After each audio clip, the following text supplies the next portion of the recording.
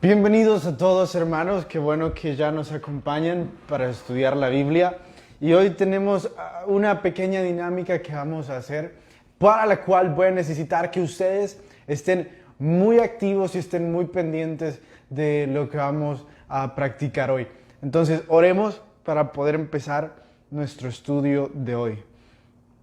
Señor, te damos gracias por las maravillas que has hecho en nuestra vida y por darnos la oportunidad de compartir este tiempo. Te pedimos que, por favor, puedas moldear nuestra vida mientras nos hablas. Sabemos, Señor, de que de nada sirve que tengamos mucho conocimiento si no estamos siendo moldeados a tu imagen. Por eso te suplicamos que nos moldees a tu imagen. En tu nombre oramos. Amén. Amén. Bueno, vamos a hacer una pequeña dinámica y voy a necesitar la ayuda de ustedes.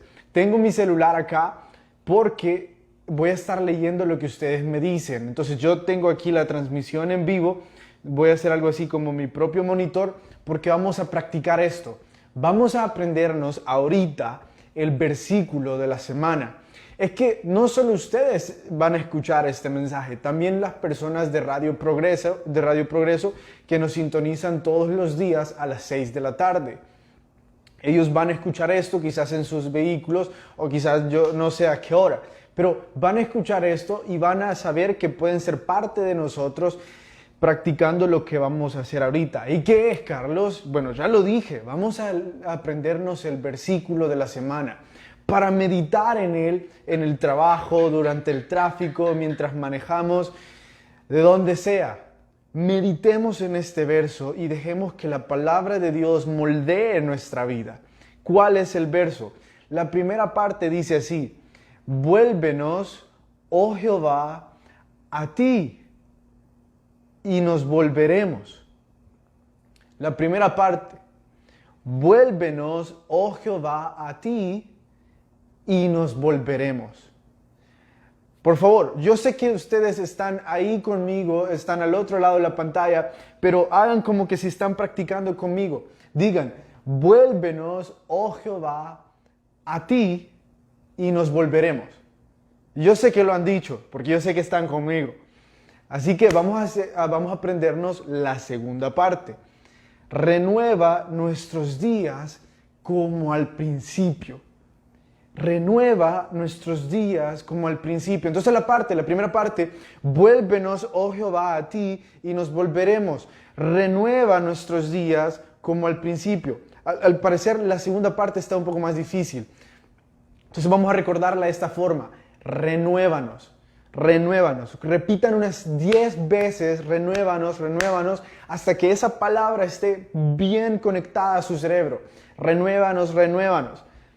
¿Y qué va a renovar? Nuestros días como al principio. Entonces recordemos el principio. Renuévanos, principio. Entonces, vuélvenos, oh Jehová, a ti, y nos volveremos. Acuérdense la palabra que repetimos 10 veces: renuévanos nuestros días, y la segunda palabra, como al principio. Vamos a repetirlo una vez más. Ahora ya sin ver y sin tener la Biblia cerca. Vuélvenos, oh Jehová, a ti, y nos volveremos.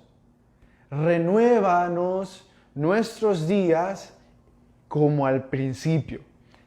Yo creo que algunos de ustedes ya se lo aprendieron. Entonces, por favor, háganme saber que ustedes ya se lo aprendieron y lo practicaron conmigo. Y por favor, pónganme ahí un dedito así, o pónganme listo, o practicado, o aprendido, para yo saber que ustedes están acá conmigo y no me siento yo solo acá, porque literalmente estoy solo. Así me hacen sentir como que si estamos en una sala hablando y conversando. Una vez más: vuélvenos, oh Jehová, a ti, y nos volveremos. Renuévanos nuestros días como al principio. Miren, yo les decía que meditaran en ese verso, porque dicen que el principio de una relación siempre es lo mejor, siempre está lleno de pasión, y por eso le llaman el primer amor. Pero yo creo que no hay nada mejor como aquel día que aceptamos a Cristo en nuestro corazón. No hay día mejor como la primera vez que fuimos a una iglesia y sentimos la presencia de Dios en nuestra vida. No hay día mejor que esa vez que alguien oró por nosotros y sentimos un fuego adentro que quemaba. Por eso les digo que mediten en esto, porque dice la segunda parte del verso, renueva nuestros días como al principio. Haznos volver al primer amor. Este verso empezó a calar tanto en mi corazón porque hay una canción que yo escucho bastante que dice eso una y otra vez. Renueva nuestros días como al principio. Llévanos otra vez hacia el primer amor. En mi oración hoy, yo le pedí al Señor Dios, quiero sentirme como cuando todo empezó contigo. Quiero leer la Biblia como la primera vez que sentí que me hablabas. Y mientras más meditemos y mientras más lo oremos, van a ver cómo ese primer amor va a volver a surgir. Antes de ir a la pregunta, quiero revisar. ¡Ay, vaya! Muchas gracias para todos los que me hicieron saber que no estoy solo. Está Beatriz Alarcón. ¿Qué onda, Bea? Está Grace, Fernando Laínez. Tulio. Nicole, Josué, Amelia, Walter, Zamora, qué bueno saludarte. Eduardo, Mario Millonero, Ceci, qué bueno que estás por acá. Milsen Cáceres, Rainer Osorio, Ceci Wiltowski, Alonso, Francisco, Miriam, Miguel Rosa, Reinaldo, Blanca. ¡Wow! Gracias por hacerme sentir que no estoy solo acá. No es que yo tenga un problema y que me dé miedo estar solo, pero es que ustedes comprenderán, estoy hablando de la Biblia, de algo que nos apasiona y quisiera sentir que hay alguien del otro lado. Y gracias por acompañarme en esto, pero especialmente asegurémonos de haber aprendido el verso, asegurémonos de practicarlo en la semana. Y cuando vayamos en el tráfico, esta semana, porque va a estar de locos, entonces digamos, ¿qué fue lo que aquel dijo que recordáramos en el tráfico? Sí, de volvernos. De que el verso dice, vuélvenos a ti, oh Jehová, y nos volveremos. Y la otra parte hablaba sobre el principio, renueva nuestros días como el principio. Y van a empezar a recordar tantas cosas hermosas.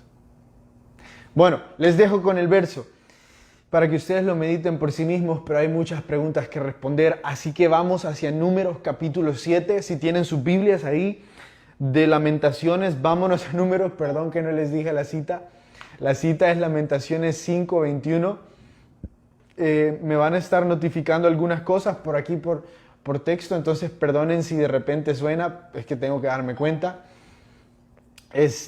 por ahora no hay ninguna pregunta, me dicen, así que ya tienen sus Biblias en Números capítulo 7. Ahora, por favor, vean que en ese capítulo se repite una y otra vez lo que algunos príncipes de las 12 tribus entregaron como ofrenda en la inauguración del templo.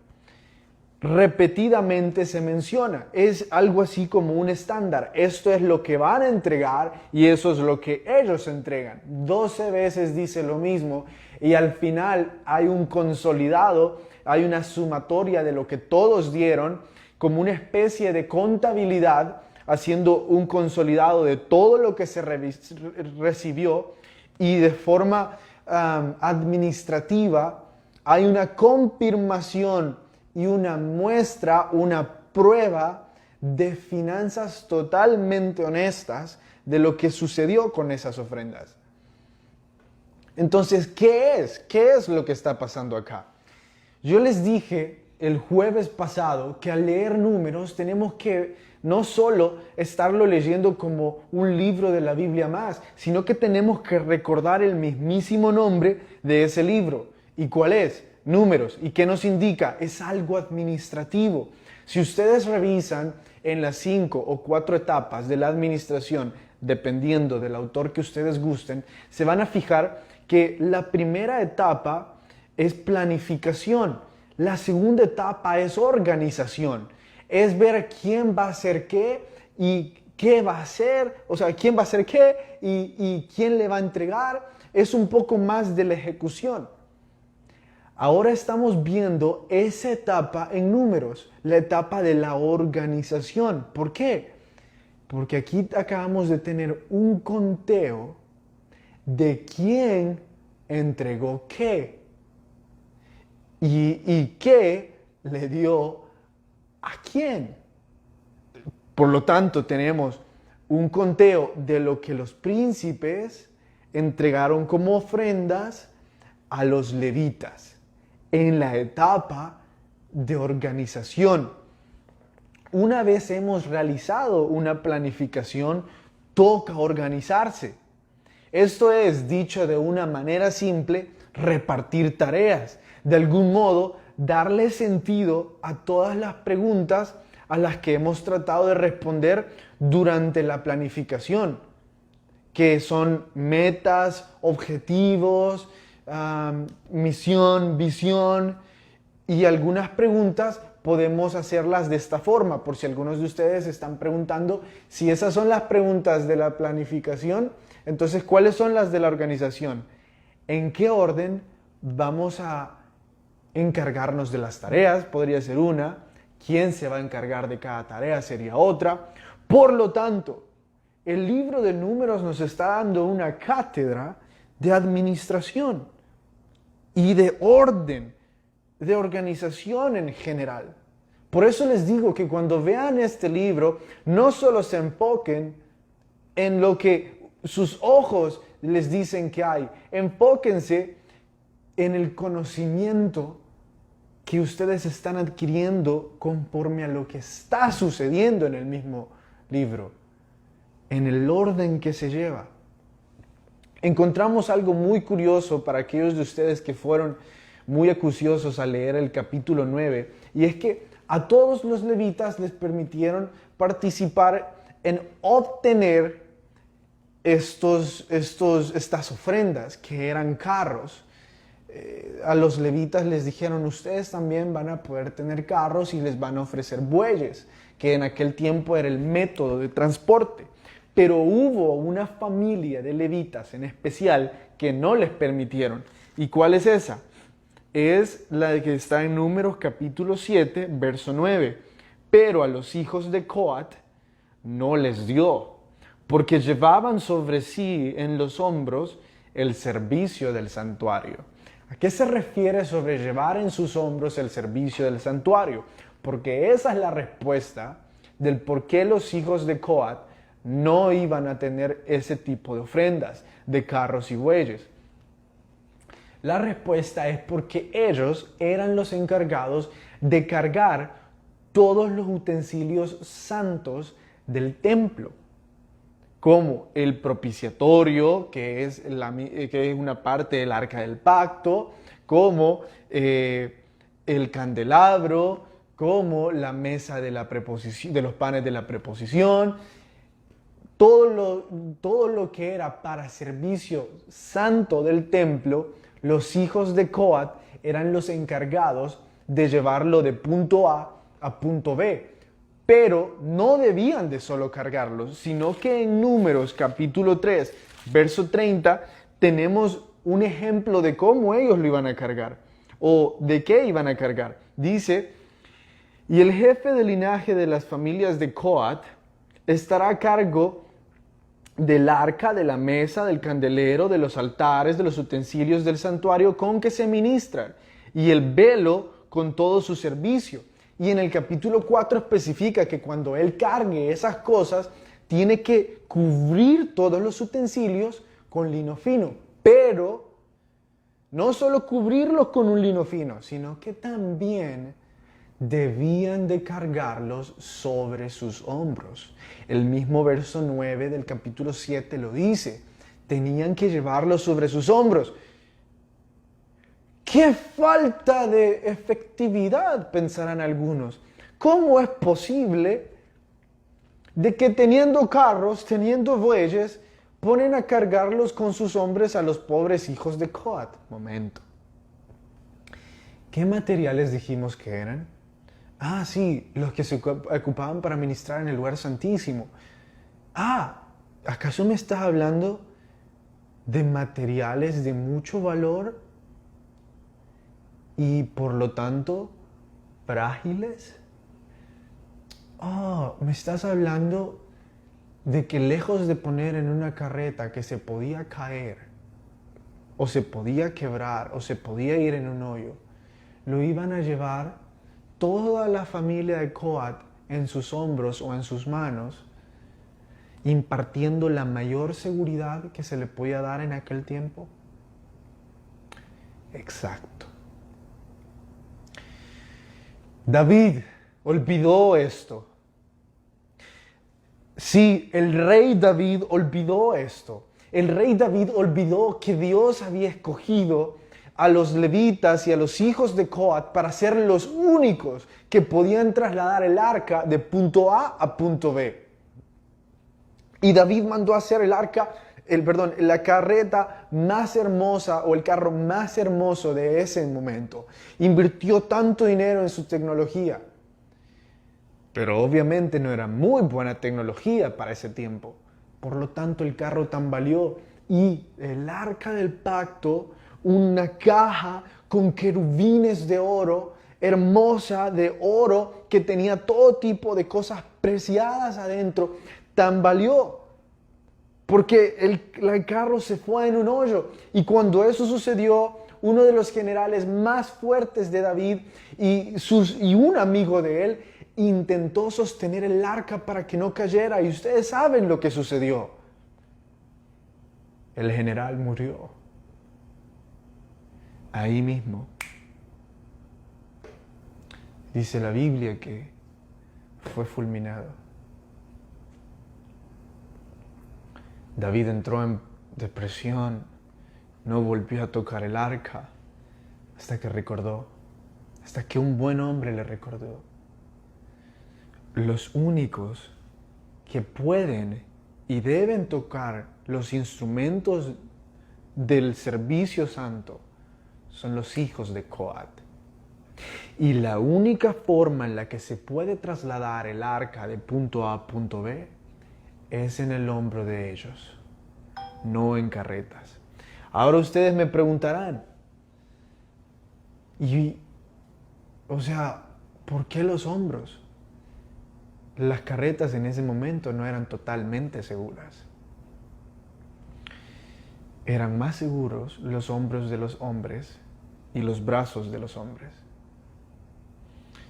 Ustedes estarán viendo, cada vez que nosotros creemos que Dios hace algo sin lógica, nos sorprende y nos da una gran lección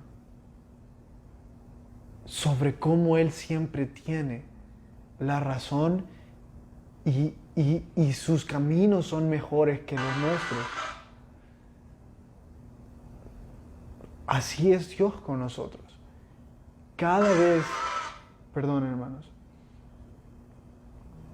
hoy sí, cada vez, perdonen si no puedo responder las preguntas, pero ya no voy a tener monitoreo porque por el sonido del celular. Cada vez que nosotros escuchamos algo en la Biblia y sentimos que no tiene sentido, es porque Dios no está interesado en que nosotros le encontremos el sentido. Dios está interesado en que nosotros le obedezcamos. Y cuando le obedezcamos, vamos a ver por qué Dios tenía la razón. David entendió, Dios tenía razón. La carreta tambaleó. Ustedes dirán, ¿cuántas veces Dios tuvo razón en mi vida? Mi carreta tambaleó. Estábamos hablando sobre lo que los hijos de Coat iban a cargar y también vemos que apareció el propiciatorio ya en los últimos versos y en las ofrendas. Entonces, ¿qué es el propiciatorio? Les voy a mostrar una imagen y discúlpenme a los que solo van a poder escuchar esto porque no se las voy a poder enseñar. Pero los que están acá en Facebook en la página, la capilla central, van a poder ver esto. Aquí está la imagen del arca y donde dice qué es el propiciatorio. Espero que la estén viendo bien. Tengo algún tipo de monitor. El propiciatorio era un plato de oro que cubría el arca, lo que ustedes vieron ahí. ¿Y qué se hacía sobre ese propiciatorio? Ahí se cubría con sangre. Ahí se derramaba la sangre de los sacrificios. Yo les expliqué una vez que esto simbolizaba que la ley, o sea, ahí estaba la ley, adentro del arca del pacto, estaba siendo cubierta, o sea, el propiciatorio estaba siendo rociado, estaba siendo cubierto por sangre. Los querubines, o sea, los vigilantes o los guardianes de que se cumpliera la ley, ya no tendrían visión hacia la ley porque estaba siendo cubierta.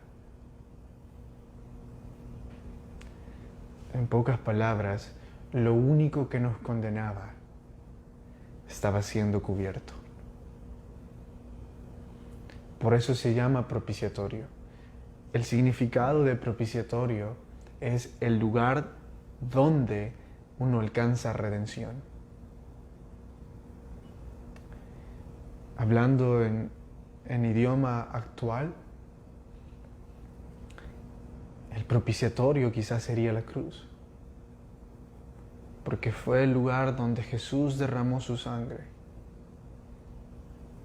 Y ahí, gracias a la cruz, Dios nunca va a volver a ver nuestros pecados, sino que va a ver a la cruz. Y nosotros no vamos a volver a ser pecadores delante de Dios. Vamos a ser sus hijos. Dice el apóstol Juan, todo aquel que cree es llamado hijo. Todo aquel que cree en lo que Jesús hizo en la cruz y lo que derramó en el propiciatorio, ahora siendo la cruz, es llamado hijo. Veamos si hay algo más en Números. No hay más nada que hablar en Números. Recordemos que ahora no solo estamos estudiando Números, sino que también estamos estudiando Salmos y encontramos 4 frases mesiánicas en el capítulo 22 de Salmos. Ahora, ¿qué significa una frase mesiánica? Algo que hace alusión a la vida de Cristo aquí en la tierra. Pueden ser profecías, pueden ser palabras que Jesús mencionó, literalmente cosas que Jesús dijo que están escritas en este salmo, y ahorita las vamos a leer desde el verso 1. Escuchen a ver si ustedes han oído esta frase antes. Dios mío, ¿por qué me has desamparado? ¿La han escuchado? Claro que sí. Jesús estando en la cruz. En el verso 6 también encontramos ahora una profecía. Dice, oprobio de los hombres y despreciado del pueblo. Todos los que me ven me escarnecen, estiran la boca y menean la cabeza. Diciendo, se encomendó a Jehová, líbrele él, sálvele, puesto que en él está su complacía. ¿Recuerdan cuando el ladrón le dijo, líbrate? ¿Recuerdan cuando toda la gente le escarneció? En el verso 14 también encontramos otra frase mesiánica que dice, he sido derramado como aguas y todos mis huesos se descoyuntaron y mi corazón fue como cera derritiéndose en medio de mis entrañas. Y el último está en el verso 16 y 18, pero no voy a ir hasta ahí porque ya solo tengo 5 minutos. Mejor hablemos sobre lo que dice el Salmo capítulo 23. Salmo 23 habla sobre Jehová es mi pastor y dice que su vara y su cayado me infundirán algo. Pero ¿qué es lo que me infundirán? Bueno, vayamos a leer al capítulo 23, vayan hasta el verso 4. Tu vara y tu cayado me infundirán aliento. ¿Qué es aliento? La misma palabra que se utiliza para aliento es la que en hebreo y en arameo se usa para decir espíritu. ¿Y cómo es eso de que la vara y el cayado le dan espíritu? Ahora les explico. La vara es la parte recta del bastón que ocupan los pastores de ovejas. El cayado es la parte curva del bastón que ocupan los pastores de ovejas. El cayado funciona como una forma de advertencia para todas las ovejas que se están portando mal. Si hay una ovejilla por ahí que se está saliendo del redil, como advertencia, el pastor de ovejas lo que hará es tomar a la oveja con mucho cariño con el cayado y jalarla hacia él. Gracias a la curva que tiene el cayado, se puede lograr y mantenerla dentro del redil. El problema es que si esa oveja reincide en el error, el pastor tiene que usar el cayado. Y el cayado se ocupa para que el pastor quiebre una o dos de las patitas de la oveja. Y así ella va a aprender a no alejarse del redil. Obviamente las razones para no alejarse del redil es por los peligros que las ovejas enfrentan siendo animales tan indefensos con tantos predadores alrededor de ellas, como los lobos, osos, leones, etc. Pero qué cosa tan cruel, ¿no creen? ¿Quebrarle la patita a una oveja? Bueno, déjenme explicarles. Muchos, cuando leemos esto, dejamos la historia hasta ahí y no seguimos en lo que significa que el pastor le quiebre la patita a la oveja. Es que ustedes verán, cuando un pastor hace eso, en realidad tienen que recordar que ¿cómo va a moverse la ovejita si ya no puede caminar? El pastor de ovejas la tiene que cargar sobre sus hombros. Exacto.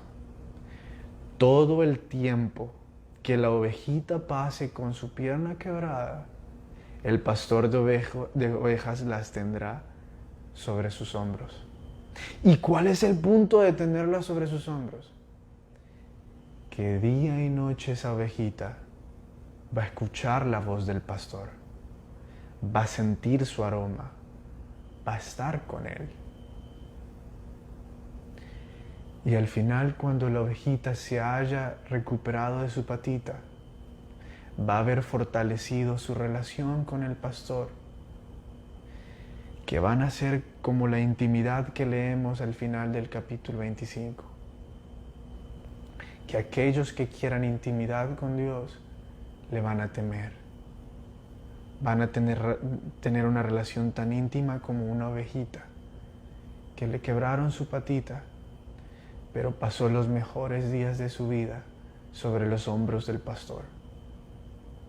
A veces en nuestra vida sentimos como que si Dios nos quiebra una patita, como que si nos quita algo que amábamos o trae un problema difícil, pero eso nos acerca más a Él. Y al final del problema nos dimos cuenta, terminé con una relación con Dios más íntima, más cercana que nunca. Eso es que la vara y el cayado me infunden aliento. Que Dios los bendiga, hermanos. Qué bueno que estuvieron con nosotros. Nos vemos mañana a la hora del culto a las 6:30.